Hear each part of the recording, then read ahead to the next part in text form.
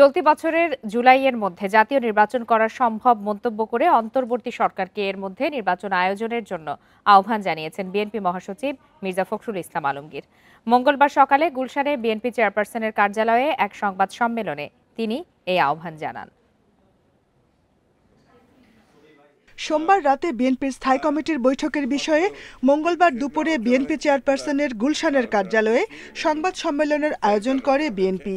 সেখানে দলটির মহাসচিব বলেন, বিএনপি মনে করে জাতীয় নির্বাচনের আগে স্থানীয় নির্বাচনের আয়োজন করার প্রয়োজন নেই। এর ফলে জাতীয় নির্বাচনের আরও দেরি হবে। এটা জাতীয় সংসদ নির্বাচনের পূর্বে স্থানীয় সরকার নির্বাচনের কোনো প্রশ্নই ওঠে না, কারণ এখন তো ফোকাসটা পুরো দেশের পুরো জাতির হচ্ছে আপনার এই জাতীয় সংসদ নির্বাচনের উপরে, এবং ক্রাইসিসটা ওই জায়গাতেই। গত 3টা নির্বাচন হতে পারেনি এবং মানুষ সেই জন্যই তারা নির্বাচনের মধ্য দিয়েই যে গণতন্ত্রের উত্তরণের যে পথ সেটাকে তারা সুগম করতে চায়। জাতীয় সংসদ নির্বাচন চলতি বছরের মাঝামাঝিতে করা সম্ভব উল্লেখ করে দ্রুত নির্বাচনের প্রস্তুতি নেওয়ার জন্য অন্তর্বর্তীকালীন সরকারের প্রতি আহ্বান জানান বিএনপি মহাসচিব।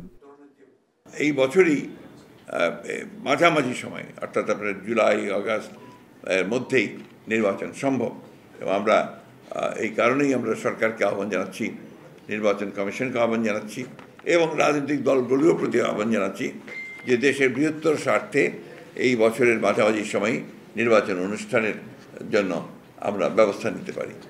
নিত্য প্রয়োজনীয় পণ্যের উপর ভ্যাট, ট্যাক্স এবং গ্যাসের দাম বাড়ানোর সমালোচনা করে বিএনপি মহাসচিব বলেন, এর ফলে জনদুর্ভোগ বাড়বে। Jahanara Parvin, Independent News, Dhaka.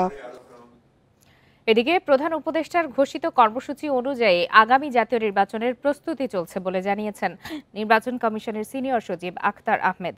মঙ্গলবার আগারগাঁওয়ে কমিশন ভবনে ইউএনডিপির প্রতিনিধিদের সঙ্গে বৈঠক শেষে সাংবাদিকদের কথা জানান তিনি। এদিকে ইউএনডিপি জানিয়েছে আগামী ত্রয়োদশ জাতীয় সংসদ নির্বাচনে সহায়তা দিতে চায় তারা। 2025 সালের শেষ দিকে অথবা 2026 সালের প্রথমার্ধে দেশে ত্রয়োদশ জাতীয় সংসদ নির্বাচন অনুষ্ঠিত হতে পারে বলে জানান প্রধান উপদেষ্টা অধ্যাপক ডক্টর মোহাম্মদ ইউনুস। বাংলাদেশের জাতীয় নির্বাচনে সহায়তা করতে চায় ইউএনডিপি। সেই লক্ষ্যে মঙ্গলবার নির্বাচন কমিশনের সাথে বৈঠকে বসে সংস্থাটির প্রতিনিধি দল। বেলা 11টায় ইউএনডিপির 5 সদস্যের একটি প্রতিনিধি দল আসে নির্বাচন কমিশন ভবনে। নির্বাচনে তারা কী ধরনের সহায়তা দিতে চায় তা নিয়ে বৈঠকে আলোচনা হয়। বৈঠক শেষে ইউএনডিপি জানায় প্রযুক্তি ও দক্ষতা উন্নয়ন বিষয়ে সহযোগিতা করতে চায়।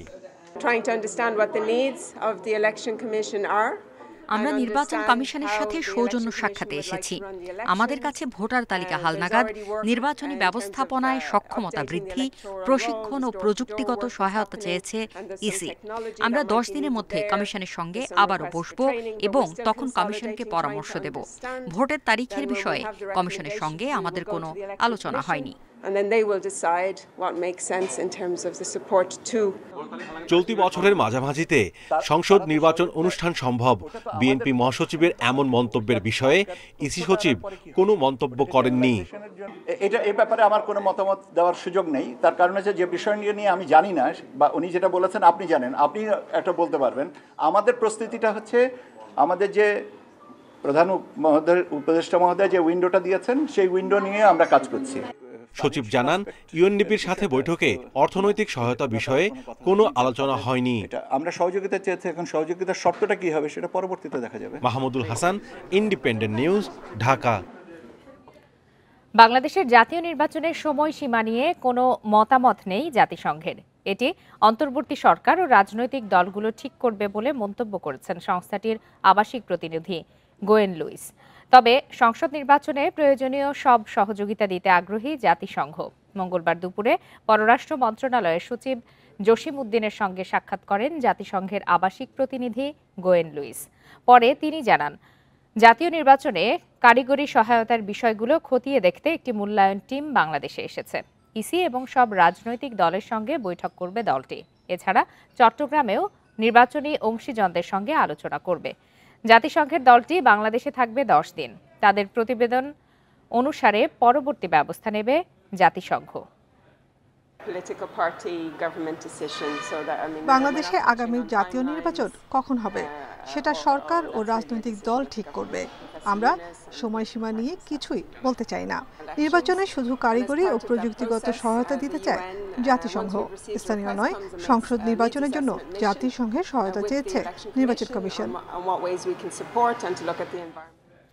আগামীকাল প্রতিবেদন জমা দেবে নির্বাচন ব্যবস্থা সংস্কার কমিশন, যেখানে কোনো প্রার্থীর বিনা প্রতিদ্বন্দ্বিতায় নির্বাচিত হওয়ার সুযোগ থাকছে না। সংসদে আসন বাড়ানো, ন্যূনতম ভোট না পড়লে নির্বাচন বাতিল ও 2 কক্ষের পার্লামেন্টের সুপারিশও আসছে। এছাড়া সংখ্যানুপাতিক প্রতিনিধিত্ব ব্যবস্থা, না ভোটের সুযোগ, প্রবাসী বাংলাদেশিদের ভোটাধিকার, আরপিওর ব্যাপক সংশোধন সহ বেশ কিছু সুপারিশ থাকবে প্রতিবেদনে। দায়িত্ব নেওয়ার পর রাষ্ট্র সংস্কারে 11টি সংস্কার কমিশন গঠন করে অন্তর্বর্তী সরকার। নির্বাচন ব্যবস্থা সংস্কারে কমিশন হয় গত 3 অক্টোবর। কমিটি সরকারের কাছে প্রতিবেদন দেওয়ার প্রস্তুতি গুছিয়ে এনেছে। বুধবার তারা প্রধান উপদেষ্টার কাছে প্রতিবেদন জমা দেবেন। 2014 সালের 10ম সংসদ নির্বাচনে 153 আসনে বিনা প্রতিদ্বন্দ্বিতায় সংসদ সদস্য হওয়ার নজির রয়েছে। বিনা প্রতিদ্বন্দ্বিতায় ভোটের প্রবণতা রোধে ভোটার উপস্থিতির একটা সীমারেখা টেনে দিতে চায় সংস্কার কমিশন। বিনা ভোটে নির্বাচনের জন্য আমরা একটা থ্রেশহোল্ড দেওয়ার চিন্তা করছি, যে এত % ভোট না পেলে সেই নির্বাচন বাতিল হবে। এখন আর ওই একক প্রার্থী দিয়ে নির্বাচন হবে না, সেখানে নো ভোট থাকছে। কাজেই নো ভোট এবং ওই ব্যক্তির মধ্যে এক ধরনের প্রতিদ্বন্দ্বী হবে, এবং যদি নো ভোট বিজয়ী হয়, নো ভোট যদি বেশি ভোট পায়, সেখানে আবার ওই নির্বাচন বাতিল করে পুনর্নির্বাচন। নির্বাচন কমিশন নিয়োগ আইন সংশোধন, আরপিও সংশোধন, সংসদে আসন বাড়ানো, ন্যূনতম ভোটার ছাড়া নির্বাচন বাতিল, জাতীয় পরিচয়পত্রের সেবা ইসির অধীনে রাখার সুপারিশ করবে সংস্কার কমিশন। উচ্চকক্ষ নিম্নকক্ষ, এটা কিন্তু সংবিধান সংস্কার কমিশনের কাজ। এখন যদি ওই কমিশন প্রস্তাব করে যে এটা দ্বিকক্ষ বিশিষ্ট পার্লামেন্ট হবে, উচ্চকক্ষ নিম্নকক্ষ, তখন আমরা ওই যেটা বললাম যে নিম্নকক্ষ কিভাবে হবে, উচ্চকক্ষ কিভাবে হবে। আপনার উচ্চকক্ষে হয়তো আমরা মিক্সড সিস্টেম, সেখানে সমানুপাতিকটাও থাকবে, একটা মিক্সড সিস্টেমের কথা চিন্তা করছি। নির্বাচন কমিশনকে জবাবদিহিতার আওতায় আনা, নির্বাচন আচরণবিধিতে পরিবর্তনের সুপারিশও থাকছে প্রতিবেদনে। কমিটির সদস্যরা বলছেন, তাদের এইসব সুপারিশ স্বল্প, মধ্য ও দীর্ঘমেয়াদে বাস্তবায়নের কথা বলা হবে। যদি 2014 সাল দেখি, 2018 দেখি, 2024 দেখি, এগুলো দেখলে বোঝা যায় যে নির্বাচনে আসলে কোথায় বাধাগ্রস্তটা হয়েছে সুষ্ঠু নির্বাচন করা। তো এটা উত্তরণের জন্য যে সমস্ত জায়গায় কাজ করা দরকার, আমরা সংস্কার কমিশন ওই জায়গাগুলোতে আসলে মূলত কাজ করেছে, যে ভবিষ্যতে যেন নির্বাচনকে এইভাবে কেউ প্রহসনের জায়গায় না নিয়ে যেতে পারে। নির্বাহী আদেশে কিছু সুপারিশ বাস্তবায়ন সম্ভব, তবে সংস্কারের ক্ষেত্রে রাজনৈতিক দলগুলোর মতামতের ওপর নির্ভর করছে। আর ভবিষ্যতে নির্বাচনে কোন কোন ক্ষেত্রে। Mahmudul Hasan, independent News, Dhaka. দক্ষ জনগোষ্ঠীকে সংসদে নেয়ার জন্যই 2 কক্ষ বিশিষ্ট পার্লামেন্ট গঠনের পরামর্শ দিয়েছে বিএনপি। দুপুরে ইন্ডিপেন্ডেন্ট টেলিভিশনকে দেওয়া সাক্ষাৎকারে একথা জানান দলটির স্থায়ী কমিটির সদস্য ডক্টর আব্দুল মঈন খান। তিনি আরও বলেন, মানুষ একটি গণতান্ত্রিক পরিবেশ চায়। নির্বাচন সংস্কার কমিশনে বিএনপির দেয়া 31 দফা প্রস্তাবনা গণতান্ত্রিক পরিবেশ তৈরিতে কার্যকর হবে। অগণতান্ত্রিক যে স্বৈরাচারী বাংলাদেশ ছিল, সেখান থেকে উত্তরণের জন্য যেটা যেটা বিষয় আমরা প্রয়োজনীয় মনে করেছি, সেখানে কিন্তু আমরা সংস্কারের প্রস্তাব দিয়েছি। এবং সেই প্রস্তাবগুলো শুধু বিএনপির প্রস্তাব নয়, আপনারা অবহিত রয়েছেন যে আমরা কিন্তু সমমনা প্রায় 45টি রাজনৈতিক দলের সঙ্গে এই বিষয়গুলো নিয়ে আলোচনা করে আমরা একমত হয়েই কিন্তু আমরা 31 দফা সংস্কারের প্রস্তাবগুলো দিয়েছি। জুলাই গণঅভ্যুত্থানের ঘোষণাপত্রের বিষয়ে বৃহস্পতিবার সব রাজনৈতিক দলের সঙ্গে বৈঠক করবে অন্তর্বর্তী সরকার। এরপরই ঘোষণা করা হবে প্রকাশের তারিখ।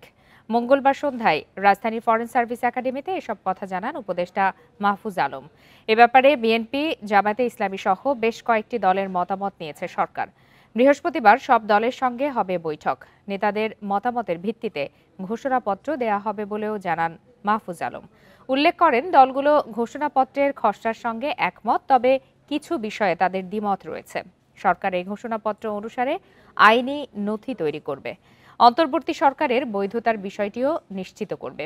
বৈষম্য বিরোধী ছাত্র আন্দোলন ও জাতীয় নাগরিক কমিটি গত 31 ডিসেম্বর ঘোষণাপত্র প্রকাশ করতে চেয়েছিল, যা নিয়ে সে সময় রাজনৈতিক অঙ্গনে ব্যাপক আলোচনা হয়।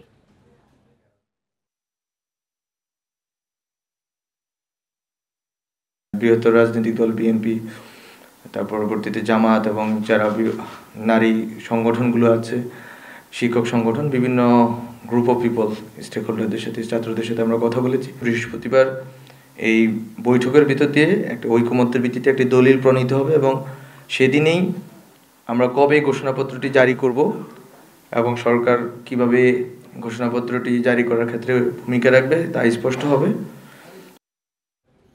চট্টগ্রামে 10 ট্রাক অস্ত্র আইনের মামলা থেকেও এবার খালাস পেলেন সাবেক স্বরাষ্ট্র প্রতিমন্ত্রী লুৎফুজ্জামান বাবর সহ 5 জন। 17 বছরের কারাবাস শেষে এখন কেবল তার মুক্তির অপেক্ষায় স্বজনরা। মঙ্গলবার হাইকোর্টের দেয়া এই রায়ে উলফার সামরিক কমান্ডার পরেশ বড়ুয়া সহ 5 জনের যাবজ্জীবন সাজা থেকে কমিয়ে বিভিন্ন মেয়াদে দণ্ড দেয়া হয়েছে। সাবেক স্বরাষ্ট্র প্রতিমন্ত্রী লুৎফুজ্জামান বাবরের এলাকা নেত্রকোনা থেকে আসা বিএনপির নেতাকর্মী ও স্বজনদের পদচারণা আর স্লোগানে মুখর হাইকোর্ট চত্বর। 17 বছর ধরে জেলে থাকা তাদের নেতা 10 ট্রাক অস্ত্রের দ্বিতীয় মামলা থেকেও খালাস পেয়েছেন। এই খবরে বাঁধভাঙা উল্লাস। এখন কেবল অপেক্ষা কখন হাইকোর্টের লিখিত রায় কেরানীগঞ্জ কারাগারে পৌঁছাবে, কখন বের হবেন লুৎফুজ্জামান বাবর। কারাগার থেকে এটা আমরা বলতে পারি না। আমার মনে হয় সারা বাংলাদেশের মানুষ চলে আসবে, দল বল নির্বিশেষে। এই দলের জন্য উনি যে শ্রমটা দিয়েছে, আমার মনে হয় না যে এরকম শ্রম এরকম নিঃস্বার্থভাবে কষ্ট আর কেউ করতে পারবে। 2004 সালের এপ্রিলে চট্টগ্রামে 10 ট্রাক অস্ত্র আটকের ঘটনায় 2টি মামলা হয়। অস্ত্র চোরাচালান মামলায় চট্টগ্রামের আদালতের দেয়া 14 জনের ফাঁসির ডেথ রেফারেন্সের শুনানি শেষে গত 18 ডিসেম্বর বাবর সহ 7 জনকে খালাস দেয় হাইকোর্ট। এছাড়া অস্ত্র আইনের মামলায় চট্টগ্রামের আদালতের দেয়া 14 জনের যাবজ্জীবনের দণ্ডের আপিল শুনানি শেষে মঙ্গলবার বাবর সহ 5 জনকে খালাস দিয়ে রায় দিল হাইকোর্টের একই বেঞ্চ। খালাস পেয়েছেন জনাব লুৎফুজ্জামান বাবর, জনাব মহসিন তালুকদার, জনাব একেএম এনামুল হক এবং জনাব রেজ্জাকুল হায়দার এবং জনাব নুরুল আমিন। আর এই মামলায় বাকি 5 জনের পরেশ বড়ুয়া, যার সাজা ছিল যাবজ্জীবন, এটি কমে 14 বছর হয়েছে। অস্ত্র আটকের এই একটি ঘটনায় যেভাবে 2টি মামলা হয়েছে এবং একই সাক্ষী নিয়ে একই সাথে চট্টগ্রামের আদালতে বিচার করে সাজা দেওয়া হয়েছে, তা নিয়ে হাইকোর্টে আইনি প্রশ্ন তোলেন আসামি পক্ষের আইনজীবীরা। আমাদের হাইকোর্টের ডিসিশন, পাকিস্তান সুপ্রিম কোর্টের ডিসিশন, ইন্ডিয়ান সুপ্রিম কোর্টের ডিসিশন আমরা দেখিয়ে বললাম যে এটা কোনো অবস্থাতেই এটা আইনে অ্যাডমিসেবল না, এটা আইন অনুযায়ী হয়নি। কারণ হলো যদি 2টা মামলা হয়ে থাকে তাহলে 2টা মামলায় আলাদা আলাদা সাক্ষী হবে, এক সাক্ষী হতে পারে বা তারা 2 কেসে সাক্ষী দেবে। মারা যাওয়ার কারণে সাবেক শিল্পমন্ত্রী ও জামায়াতের আমির মতিউর রহমান নিজামী, এনএসআইয়ের সাবেক মহাপরিচালক আব্দুর রহিম সহ 4 জনের আপিলের পরিসমাপ্তি ঘোষণা করা হয় এই রায়ে। Zahidul Bashar, Independent News, Dhaka. 22 বছর আগে মডেল সৈয়দা তানিয়া মাহবুব তিন্নি হত্যার মামলা থেকে খালাস পেয়েছেন সাবেক এমপি ও আলোচিত ছাত্রনেতা গোলাম ফারুক অভি। ঢাকার দ্বিতীয় অতিরিক্ত জেলা ও দায়রা জজ মোসাম্মদ শাহিনুর আক্তার মঙ্গলবার এই রায় দেন। তথ্য প্রমাণ উপস্থাপনে রাষ্ট্রপক্ষের ব্যর্থতা দেখছেন আসামির আইনজীবী। রায়ে অসন্তোষ জানিয়ে আপিল করার কথা ভাবছে রাষ্ট্রপক্ষ। একটা সময় টিভি খুললেই দেখা মিলত তার। হয়ে উঠেছিলেন হালের জনপ্রিয় মডেল। অল্প সময়েই পেয়েছিলেন তারকা খ্যাতি। আকাশ ছোঁয়া স্বপ্ন নিয়ে 90 দশকের শেষ দিকে তিন্নির যাত্রা শোবিজে। কাজ শুরু করেছিলেন টিভি নাটকেও, চুক্তিবদ্ধ হয়েছিলেন চলচ্চিত্রে, তবে তার করা হয়ে ওঠেনি। ক্যারিয়ারের তুঙ্গে থাকা অবস্থায় 2002 সালের 10 নভেম্বর রাতে বুড়িগঙ্গা নদীর প্রথম চীন মৈত্রী সেতুর 11 নম্বর পিলারের পাশে মেলে তিন্নির মরদেহ। সন্দেহের তীর জাতীয় পার্টির এমপি, আলোচিত ছাত্রনেতা গোলাম ফারুক অভির দিকে। অভিযোগ আছে স্বামী পিয়ালকে তালাক দিয়ে অভির সঙ্গে প্রেম ও পরে বিয়েতে অস্বীকৃতি জানালে গণমাধ্যমে সবকিছু ফাঁস করে দেওয়ার হুমকির জেরে খুন হন তিনি। রায়ে ন্যায় বিচার পাওয়ার দাবি পলাতক অভির পক্ষে রাষ্ট্র নিযুক্ত আইনজীবীর, তবে নাখোশ রাষ্ট্রপক্ষের আইনজীবী। রায়ের বিরুদ্ধে আপিল করার কথা জানান তিনি। সামগ্রিকভাবে কিছু তদন্ত ত্রুটি ছিল, পোস্টমর্টমেও এবং বিভিন্ন পর্যায়ে, যেগুলো আমি তুলে ধরেছি। আর সাক্ষীটাও আসলে আইউইটনেস তো কেউ নাই। আমরা কাগজপত্র পর্যালোচনা করে মূল জাজমেন্টের তথ্য উপাত্ত আইনগত ত্রুটি বিচ্যুতি দেখে আমরা সিদ্ধান্ত নেব পরবর্তী পদক্ষেপের জন্য এবং উচ্চ আদালতে আপিল দায়ের করার জন্য। তদন্ত শেষে 2008 সালের 8 নভেম্বরে অভির বিরুদ্ধে অভিযোগপত্র দেয় পুলিশ। তবে এর আগেই দেশ ছেড়ে পালিয়ে যান তিনি। রেজওয়ানুল হক, ইন্ডিপেন্ডেন্ট নিউজ, ঢাকা।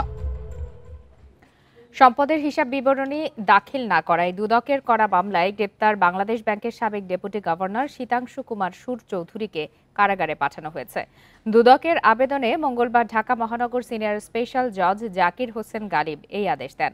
সাবেক ডেপুটি গভর্নরকে আদালতে হাজির করে কারাগারে পাঠানোর আবেদন করেন মামলার তদন্ত কর্মকর্তা। দুদকের পক্ষে মাহমুদ হোসেন জাহাঙ্গীর শুনানি করলেও এসকে সুরের পক্ষে কোনো আইনজীবী ছিলেন না। পরে আদালত তাকে কারাগারে পাঠানোর আদেশ দেয়। একই দিন শাহজালাল বিমানবন্দর থেকে তাকে গ্রেপ্তার করা হয়।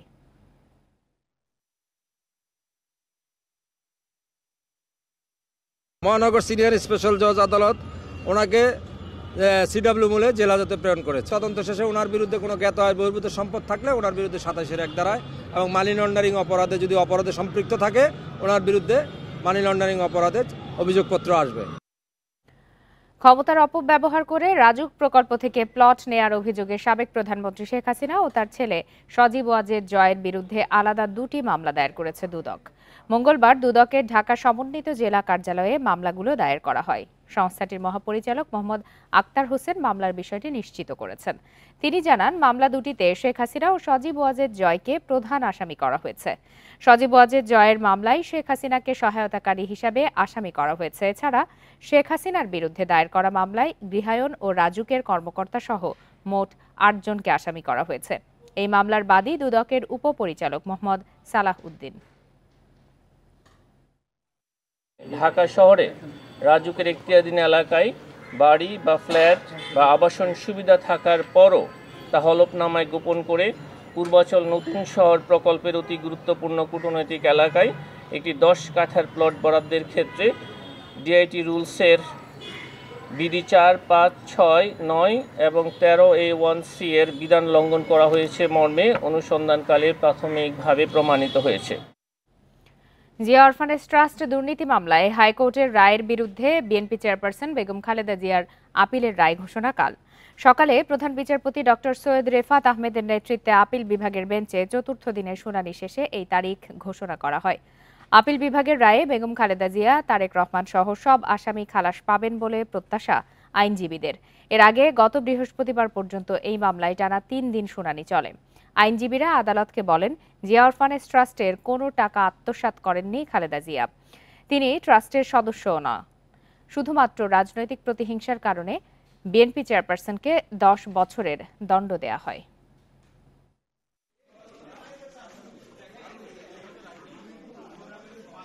বেগম খালেদা জিয়া মামলা আজকে শেষ হয়েছে। শুনানি জাজমেন্টের জন্য আগামীকালকে নির্ধারণ করেছে। এই মামলায় দেশনেত্রী বেগম খালেদা জিয়া, বিএনপির ভারপ্রাপ্ত চেয়ারম্যান জনাব তারেক রহমান সাহেব সহ অপরাপর সকল আসামি আগামীকাল ন্যায় বিচার পাবেন ইনশাআল্লাহ। আগস্ট থেকে ডিসেম্বর পর্যন্ত ব্যাংক হিসাব ও পুঁজি বাজারের 22,000 কোটি টাকা জব্দ করেছে আর্থিক গোয়েন্দা সংস্থা BFIU। সংস্থাটির সবশেষ প্রতিবেদনে এমন তথ্য উঠে এসেছে। এতে দেখা গেছে 112টি মামলায় 366 জন ব্যক্তির ব্যাংক হিসাব জব্দ করেছে BFIU। এই ব্যক্তিদের ব্যাংক হিসাবে রয়েছে 14,500 কোটি টাকার বেশি। এছাড়া পুঁজিবাজার থেকে বিও হিসাবে থাকা 7,500 কোটি টাকা জব্দ করেছে BFIU। যেসব হিসাবে অনিয়ম পাওয়া যাবে তাদের বিরুদ্ধে মামলার প্রস্তুতি চলছে বলে জানিয়েছে গোয়েন্দা সংস্থাটি।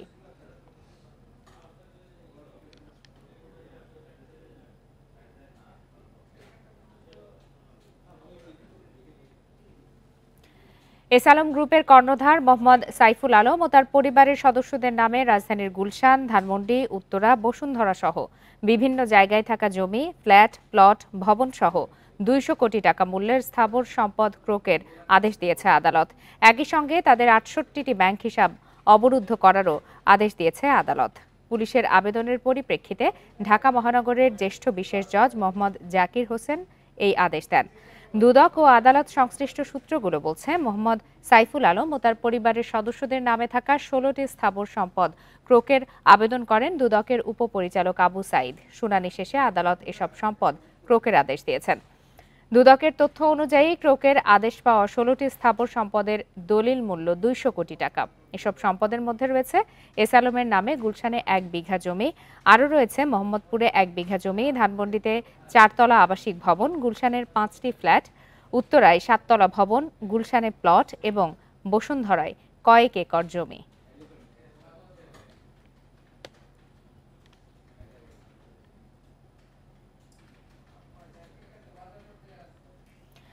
ভ্যাট বাড়ায় 12 কেজি সিলিন্ডারের দাম 4 টাকা বাড়িয়েছে নিয়ন্ত্রক সংস্থা বিইআরসি। মঙ্গলবার এক বিজ্ঞপ্তিতে বিইআরসি জানিয়েছে, ভোক্তা পর্যায়ে এলপিজির 12 কেজি সিলিন্ডারের দাম বাড়িয়ে 1459 টাকা নির্ধারণ করা হয়েছে।